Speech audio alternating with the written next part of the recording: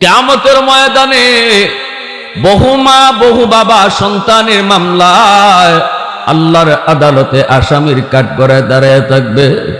সন্তানের মামলায় কাঠগড়ায় দাঁড়ায় থাকবে। সন্তান হবে বাদী আর বাপ মা হবে আসামি। কিয়ামতের ময়দানে এমন বহু বাপ মারে দেখা যাবে, মামলা কিন্তু দুশ্মনে দেয় নাই, মামলা দিয়েছে তার কলিজার টুকরা সন্তান। অতএব বাবা একটু খেয়াল করে মন দিয়ে কথাগুলা শোনো। ডাক্তার বানাও পরে বানাও, আগে মানুষের সন্তান বানাও, মুসলমানি তারে শিখাও।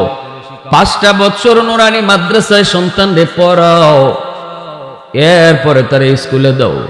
কলিজার ভিতরে আল্লাহর পরিচয় নিয়ে সে স্কুলে যাক, কলিজার ভিতরে নবীর পরিচয় নিয়ে স্কুলে যাক, কলিজার ভিতরে সে কোরআনের মহব্বত নিয়ে স্কুলে যাক, কলিজার ভিতরে সে আখিরাতের বুঝ নিয়ে কলেজে পড়ুক। এই ছেলে কোনোদিন বেনামাজি হবে না, মা বাবার সাথে বিয়াদবি করবে। কষ্ট হইতেছে আপনাদের? একটু আওয়াজ দিয়ে বলেন, কষ্ট হইতেছে? প্রশংসা করবো কার? একটু আওয়াজ দিয়া মালিকের নাম কার? ওয়াহদত কি হিফাজত নেহি বেকুওতে বাজো, वहदत की हिफाजत नहीं बेकुवत बाजो, आती नहीं कुछ कमी हक़ खुदा दा, आती नहीं कुछ कमी हक़ खुदा दा।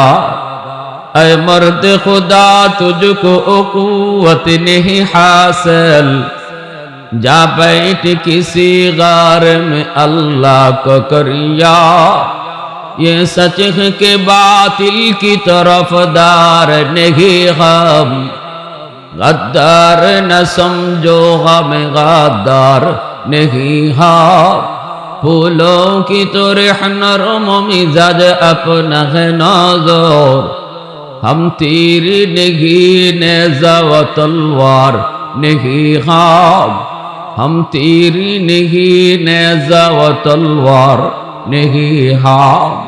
मुसलमाনের আওয়াজে কও আল্লাহু আকবার। এজন্য আমার সন্তান আমার কাছে আমানত, এই বিষয়টা বাপ মার খেয়াল রাখতে হবে। সন্তানের মালিক আমি না, মালিক হলেন আল্লাহ। আমার কাছে আল্লাহর পক্ষ থেকে রাখা আমানত। অতএব আমার সন্তানের পড়ালেখা আমার সিদ্ধান্তে চলবে না, সিদ্ধান্ত হলো আল্লাহর। আল্লাহ পাকের সিদ্ধান্ত হলো সন্তানকে দিন শিখাও, সন্তানকে মুসলমানি শিখাও, সন্তানকে আমি আল্লাহর পরিচয় শিখাও। শিশুকালটা হলো কাদামাটির মতো, কাদামাটির মধ্যে যা লিখতে চাইবেন লিখা যায়, মাটি যদি শক্ত হয়ে যায় লিখতে চাইলেও লিখা যায় না।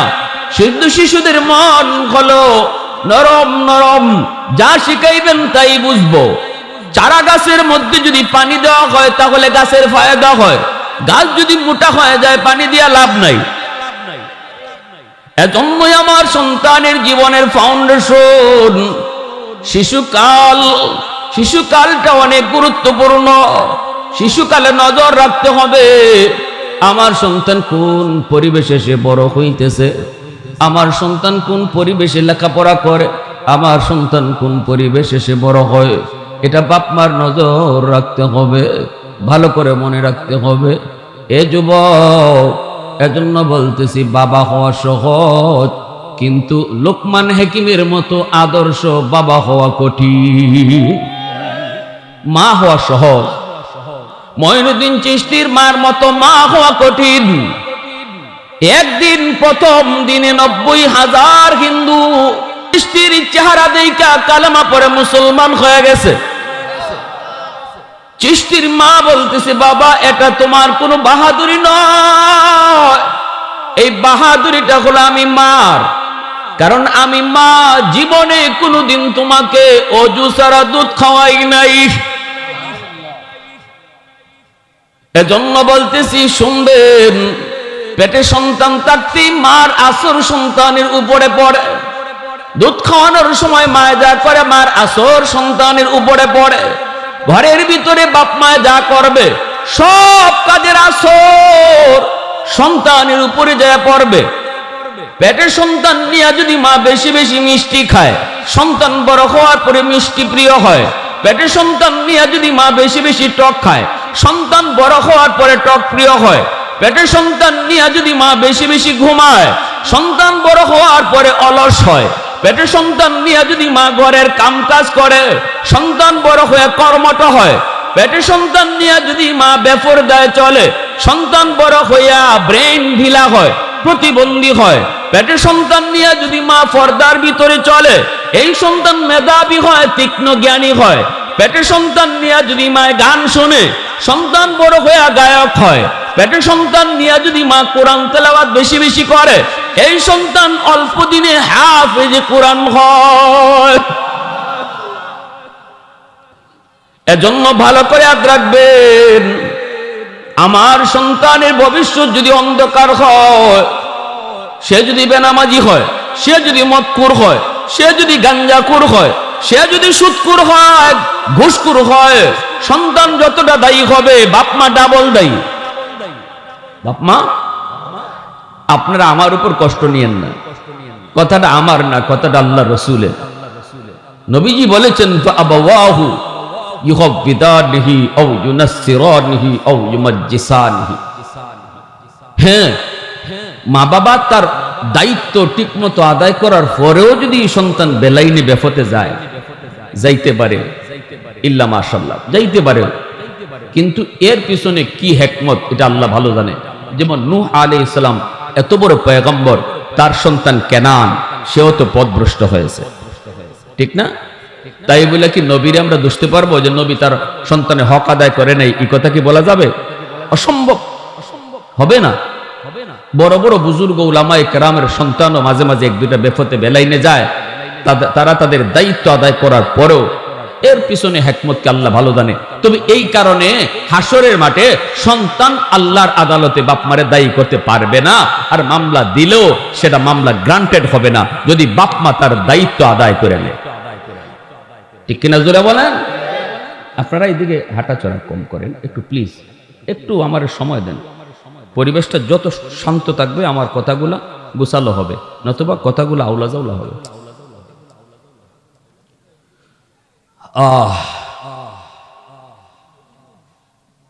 খাজা কুতুবউদ্দিন বখতিয়ার কাকি রহমতুল্লাহি আলাইহির মা সন্তানকে নিয়ে মাদ্রাসায় ভর্তি করবেন, আল্লাহর পরিচয় শিখাবেন।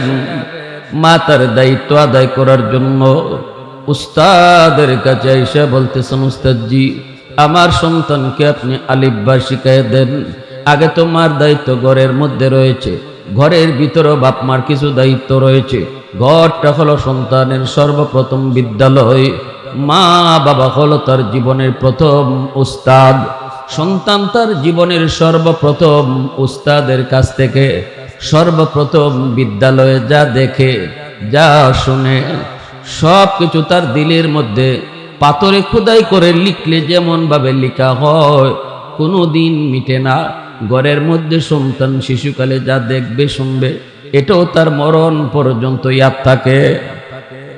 যদি সন্তান দেখে মা ঘরের মধ্যে নামাজ পড়ে, সন্তানের অন্তরের মধ্যে নামাজের মহব্বত তৈরি হয়। সন্তান যদি দেখে ঘরে মায় নামাজে দাঁড়াইছে, দেখবেন শিশু বাচ্চাটাও মার সাথে নামাজে দাঁড়ায় যায়, অথচ মা সন্তানকে ডাক দেয় নেই, বাচ্চাটা মার সাথে নামাজে দাঁড়ায় যায়। মা যদি মাথায় পর্দা করে, কাপড় পরে হাঁটে, শিশু মেয়েটা সেও মাথায় কাপড় পইরা শিখে যায়।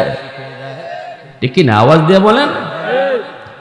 দেখে দেখে যেটা শিক্ষা করা হয়, এই শিক্ষা কোনোদিন কেউ ভুলে না।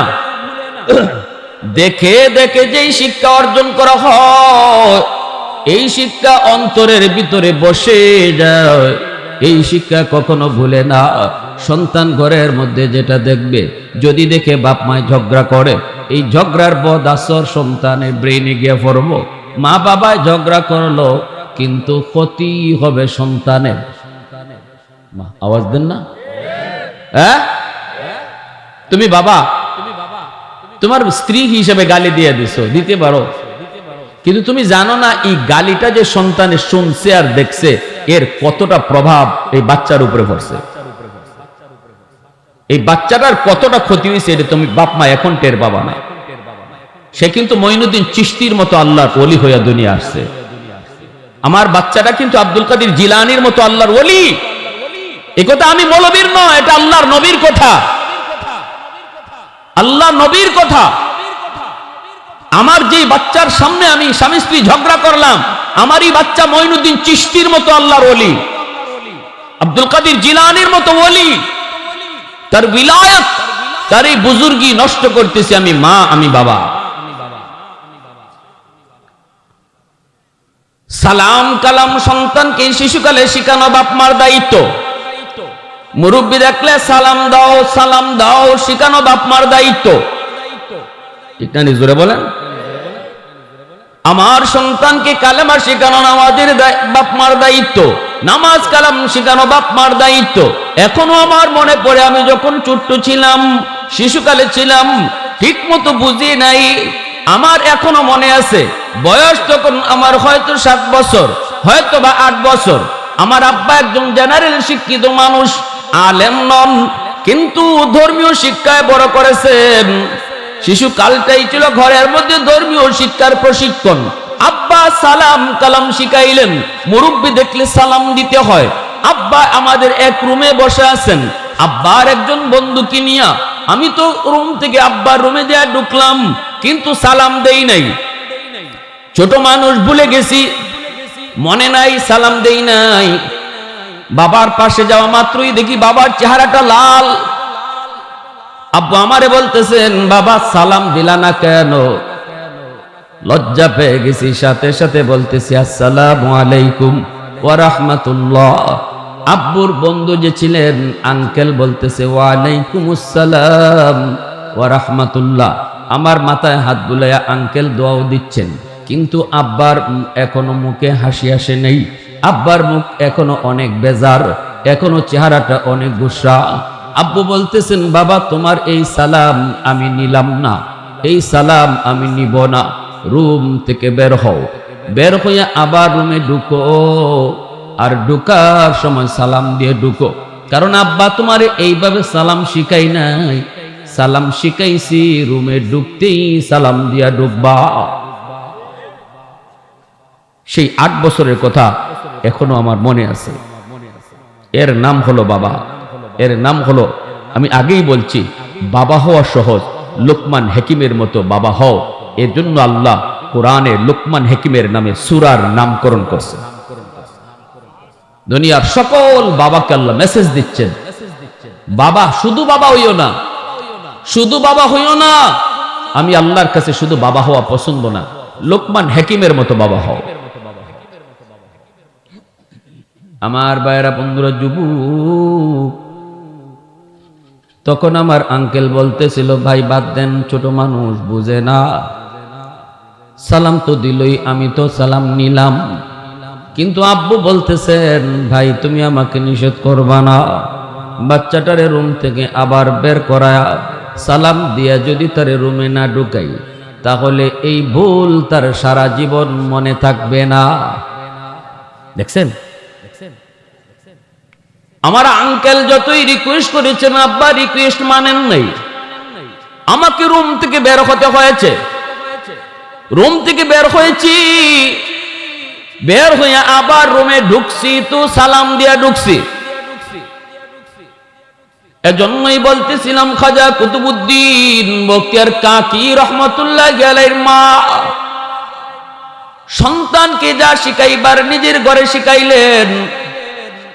আমি যদি আমার ঘরে টেলিভিশন দেখি, আমার সন্তান কিন্তু মঈনুদ্দিন চিশতি, সে টেলিভিশন দেখা দুনিয়াতে আসে নাই, টেলিভিশন দেখারও কথা না। কিন্তু আমি মা সন্তানকে নিয়ে যখন ঘরের মধ্যে টেলিভিশন দেখলাম, আমার সন্তান টেলিভিশন দেখলো, আমি নাটক দেখলাম, সিনেমা দেখলাম, সন্তানও সিনেমা দেখলো, নাটক দেখলো।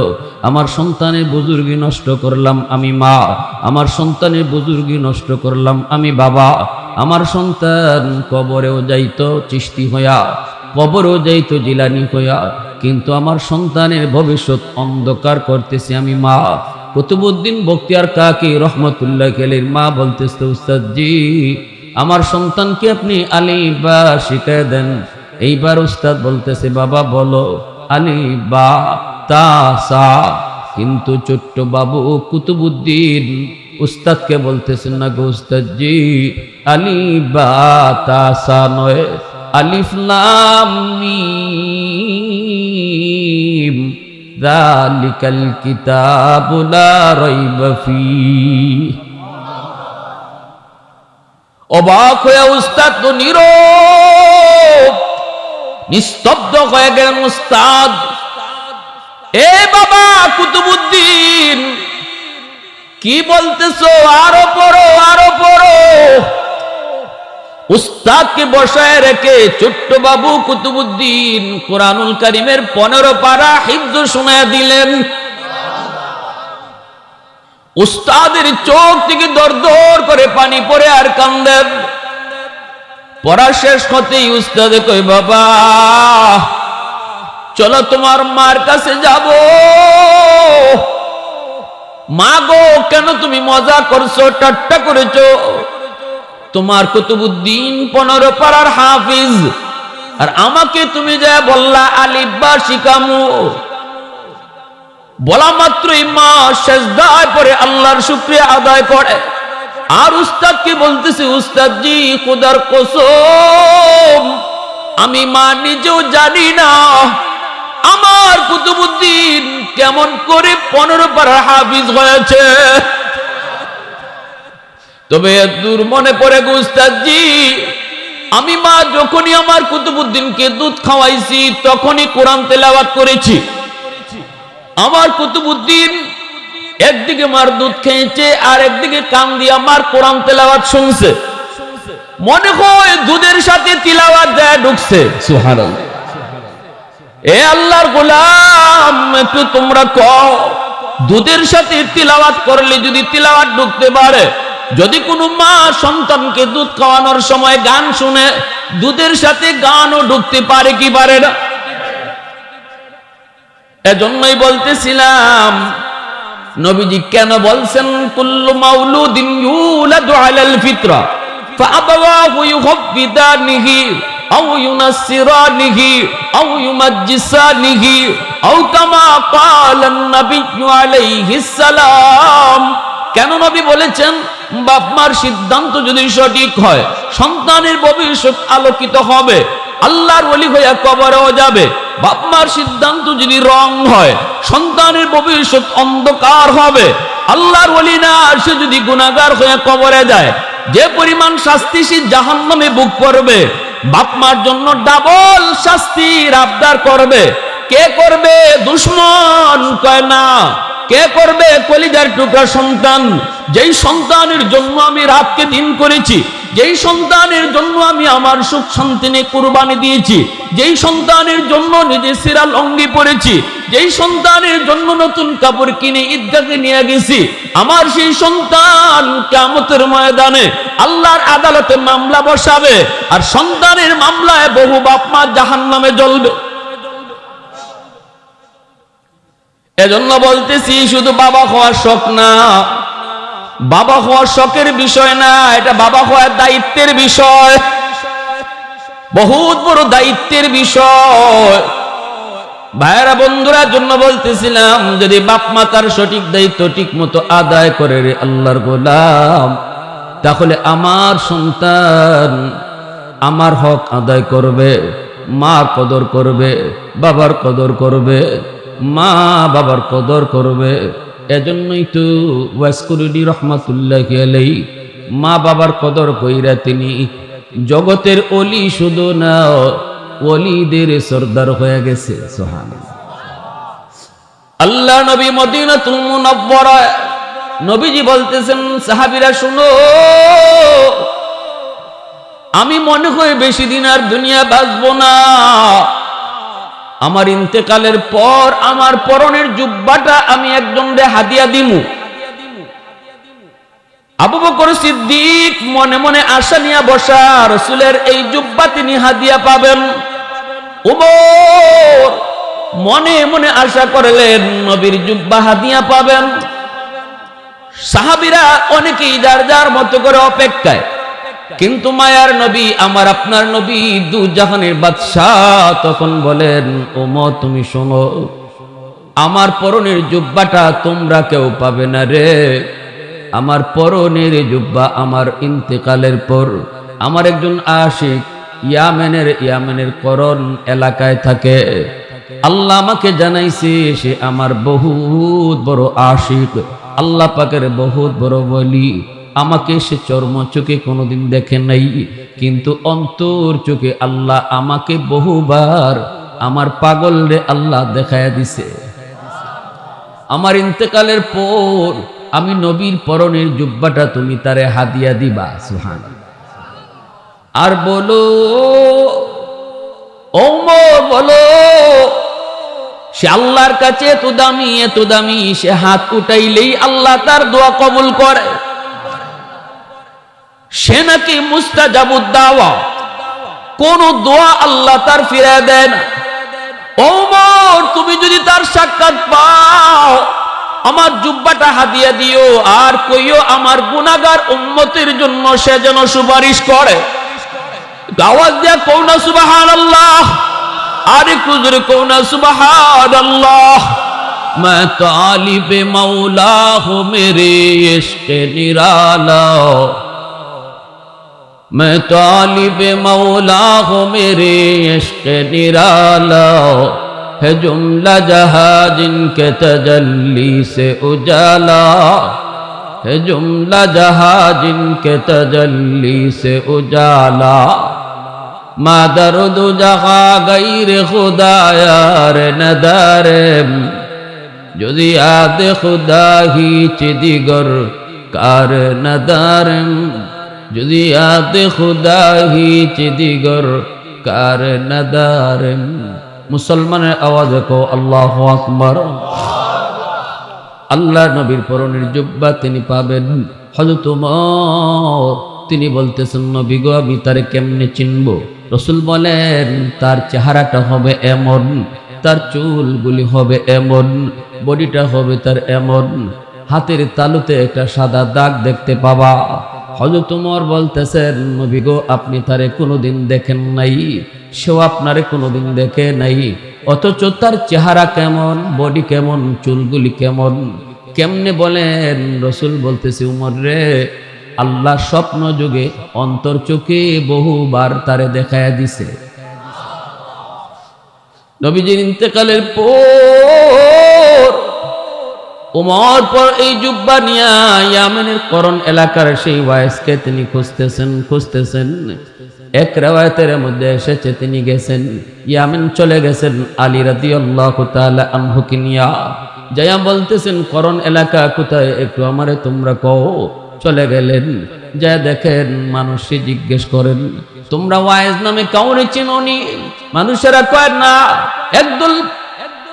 একদল রাখাল বলতেছে হ আমরা চিনি। কোথায়? কয় জঙ্গলে। কি করে? কয় মার খেদমত করে আর মাকে নিয়ে জঙ্গলে থাকে। একটা উট রাখালি করে, উটের দুধ বেচে, উটের দুধ খায়, মাকেও খাওয়ায়, মার খেদমত করে। তার মা হলো অন্ধ, এই মার খেদমত করে আর সারাদিন বিড়বিড় করে কার সাথে যেন কথা কয়। হযরত ওমর ফারুক রাদিয়াল্লাহু তাআলা আনহু আলী রাদিয়াল্লাহু তাআলা আনহুকে বলেন আলী চলো। জঙ্গলের কাছে আইসা দেখেন ওয়াজ করনি, সেজদায় পড়ে আল্লাহর সাথে কথা কয়। বলুন তো নামাজি কার সাথে কথা কয়? একটু জোরে বলেন কার সাথে কথা কয়? রাসূল বলেন মুসাল্লি ইউনাজি রাব্বা, নামাজি নামাজে দাঁড়াইলে আল্লাহর সাথে কথা কয়। মূসা নবী তিনি কথা বলছেন তুর পাহাড়ে যায়। মূসা নবী তুর পাহাড়ে যায় তিনি কথা বলতেন। মূসা নবীর উপাধি ছিল কালিমুল্লাহ, জমিনে বৈশে যিনি আল্লাহর সাথে কথা বলতেন। 4000 বার তিনি আল্লাহর লগে কথা বলছেন, কিন্তু যেখান থেকে সেখান থেকে তিনি কথা বলতে পারতেন না। যখনই কথা বলতে চাইতেন তখনই আল্লাহ বলতো মূসা তুর পাহাড়ে আসো। সেখানে যেতেন, জেলে পড়ে আল্লাহ বলতেন জুতা খোলো। সুবহানাল্লাহ জোরে কর। ও মুসা জুতা খোলো, জুতা খুলে পাহাড়ে আসো। এই পাহাড়টা পুত পবিত্র পাহাড়। মুসা নবী জুতা খুলে পাহাড়ে উঠলে আল্লাহর সাথে কথা বলতেন। একদিন মুসা নবী কয়, মালিক জানতে বড় মন চায়, আমি তোমার সাথে কথা বলি, আমি ছাড়া আর কেউ কি কথা বলে? সুবহানাল্লাহ জোরে হইতেন না। তুকাল্লিমু মাই হাল তুকাল্লিমু আহাদান গায়রি। আল্লাহ পাক রব্বুল আলামিন বলেন, মুসা তুমি আমার সাথে কথা বলো, মাঝখানে পর্দা আছে, কিন্তু অদূর ভবিষ্যতে একদল উম্মত জমিনে আসবে, ওরা জমিনে বসে আমার সাথে কথা বলবে, মাঝখানে কোনো পর্দা থাকবে না। মুসা নবী জানতে চায়, মালিক কোন উম্মত? আল্লাহ বলে, উম্মতে মুহাম্মদ, আমার বন্ধু মুহাম্মদুর রাসূলুল্লাহর উম্মত। মুসা নবী কয়, মালিক কও কি তুমি, এরা কোন পাহাড়ে যায় কথা কইব? আমি তো তোর পাহাড়ে আসি, ওরা কোন পাহাড়ে যায় কথা বলবে? আল্লাহ বলে, মুসা এরা পাহাড়ে আসতে হবে না, এরা যেখানে নামাজে দাঁড়াবে ওখান থেকেই আমার সাথে কথা বলবে। তামাম পৃথিবীটারে আমি তাদের জন্য মসজিদ বানায় দিছি, তোমার জন্য জায়গা নির্ধারিত, কিন্তু আমার বন্ধুর উম্মতের জন্য কোনো নির্ধারিত জায়গা নাই। পাহাড়ে দাঁড়ায় নামাজে দাঁড়াবে, পাহাড় থেকেই কথা শুরু হবে। ঘরে বসে নামাজে পড়বে, ঘর থেকেই কথা শুরু হবে। মসজিদে নামাজে আসবে, মসজিদ থেকেই আমার সাথে তার কথা শুরু হবে। তো আওয়াজ দিয়া কও না সুবহানাল্লাহ। মুসলমানের আওয়াজে কও আল্লাহু আকবার, আরো জোরে আল্লাহু আকবার। আলহামদুলিমান কাদ্দারা খায়রান ওয়া কাবালা, আলহামদুলিমান কাদ্দারা খায়রান ওয়া কাবালা, ওয়া শুকরু লিমান সাওয়ারা হুসনান ওয়া জামালা, ফারদুন সামাদুন আন সিফাতিন খালকি বারিউন, রব্বুন আযালিয়ুন খালাকাল খালকা কামালা, লা জিদ্দা ওয়ালা নিদ্দা ওয়ালা হাদ্দা লিমাওলা, লা জিদ্দা ওয়ালা নিদ্দা ওয়ালা হাদ্দা লিমাওলা, আল আনা কামা কানা ওয়া লাম ইয়ালকা যাওয়ালা, আল আনা কামা কানা ওয়া লাম ইয়ালকা যাওয়ালা। মুসা নবী কয়, মালিক বুঝলাম ওরা নামাজে দাঁড়ায় তোমার সাথে কথা বলবে, কেমনে কথা কইব? আল্লাহ কয়, নামাজি যখনই কইব আলহামদু, সমস্ত প্রশংসা, তখনই আমি আল্লাহ বলি লিমানিল হাম, ও নামাজি আমার গোলাম কার প্রশংসা করো? শুরু হয়ে গেছি আল্লাহর সাথে কথা। সুবহানাল্লাহ জোরে বলে। তখনই আমার নামাজি বান্দা কয়, লিল্লাহ, আমি আমার আল্লাহর প্রশংসা করি। আল্লাহ নিজের পরিচয় দিতেছে না, আল্লাহ পরিচয় না দিয়া প্রথমে নিজের গোপন রেখা কথা শুরু করে। যখনই নামাজি কয় আলহামদু, আল্লাহ তখনই কয় লিমানিল হাম, কার প্রশংসা তুমি করো? নামাজি কয় লিল্লাহ, আমার আল্লাহর। তখন আল্লাহ নামাজির কয় মানিল্লাহ, কে তোমার আল্লাহ? নামাজি কয় রব্বিল আলামিন, যিনি রব্বুল আলামিন। আল্লাহ তখনও নামাজিরে কয় মানির রব, কে তোমার রব? নামাজি কয় আর রহমানির রহিম, যিনি রহমান যিনি রহিম। তখনও আল্লাহ নিজের পরিচয় দেয় না, আল্লাহ তখনও কয় মানির রহমান মানির রহিম। কে রহমান কে রহিম? নামাজি কয় মালিক ইয়াউমিদ্দিন, কিয়ামত দিবসের মালিক যিনি। দেখেন কত সুন্দর আল্লাহর সাথে নামাজি কথা কয়, আল্লাহ নিজের গোপন রাখে। যখনই কয় কিয়ামত দিবসের মালিক যিনি, তখনই আল্লাহ নিজের পরিচয় দেয়। আল্লাহ তখন কয় বান্দারে, এতক্ষণ পর্যন্ত তুমি যারে আল্লাহ বলেছো, এতক্ষণ পর্যন্ত যারে তুমি রব বলেছো, মালিক ইয়াউমিদ্দিন যারে কইছো, আমি সেই রব, আমি তোমার আল্লাহ। তখন নামাজি আল্লাহর পরিচয় পাইয়া আত্মহারা হইয়া আল্লাহকে কই, মালিক তুমি বুঝি এতক্ষণ আমার সাথে কথা কইছো, তাহলে শোনো, ইয়্যাকা না'বুদু ওয়া ইয়্যাকা নাস্তাঈন, আমি তোমারই ইবাদত করি, তোমারই কাছে শুধু সাহায্য চাই। এতক্ষণ খালি কইছে তিনি তিনি তিনি, আল্লাহ যখন কয় আমি আমি, তখনই নামাজি কয় তুমি তুমি। আওয়াজ দিয়া কও না সুবহানাল্লাহ, আর একটু জোরে কও না সুবহানাল্লাহ।